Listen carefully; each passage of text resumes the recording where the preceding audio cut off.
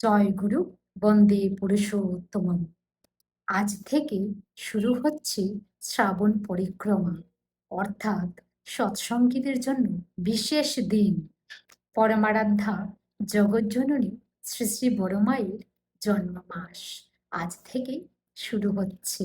শ্রাবণ মাসের প্রথম দিনে শ্রী শ্রী বড়মার শ্রীচরণে আমার নিবেদন।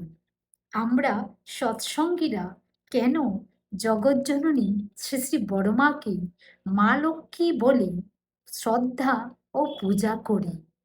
লক্ষ্মী শব্দটি এসেছে লক্ষ ধাতু থেকে, যে মা সংসারকে লক্ষ্য পূর্ণ করে তুলেন, পরিবারের সকলকে এক সূত্রে বেঁধে রাখেন, বিপদ আপদ থেকে রক্ষা করেন এবং স্নেহ, ত্যাগ ও মমতায় সংসারকে সুন্দর করে তুলেন। তিনি প্রকৃত লক্ষ্মী। শ্রী শ্রী বড়মার জীবনে এমন অসংখ্য ঘটনা রয়েছে যা তাকে লক্ষ্মীরূপে প্রতিষ্ঠিত করেছে। একবার প্রবল ভূমিকম্পের সময় সবাই বাড়ি থেকে বেরিয়ে গেলেও তিনি ঠাকুরের ঘর ছেড়ে বের হননি। পরে কারণ জিজ্ঞাসা করলে তিনি বলেছিলেন, আমি ঘরে থাকলে ঠাকুর কিছুতেই সেই ঘর ভাঙতে দেবেন না।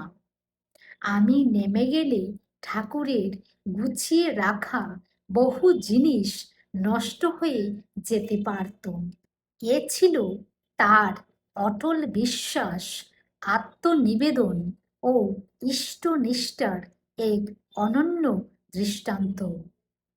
আরও একবার শ্রী শ্রী ঠাকুর বলেছিলেন, আমি যদি নারী হয়ে জন্মগ্রহণ করতাম তাহলে তোদের বড়মার রূপটাই হতো আমার।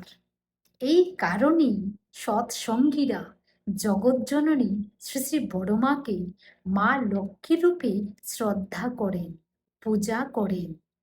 তবে লক্ষ্মী কোনো দূরের বিষয় নয়।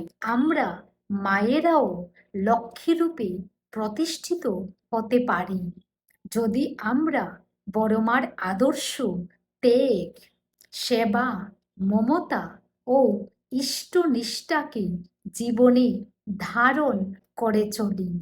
আসুন আমরা মায়েরা বড়মার জীবন থেকে শিক্ষা নিয়ে নিজেদের পরিবার ও সমাজকে আরো সুন্দর করে তুলি। জয় গুরু।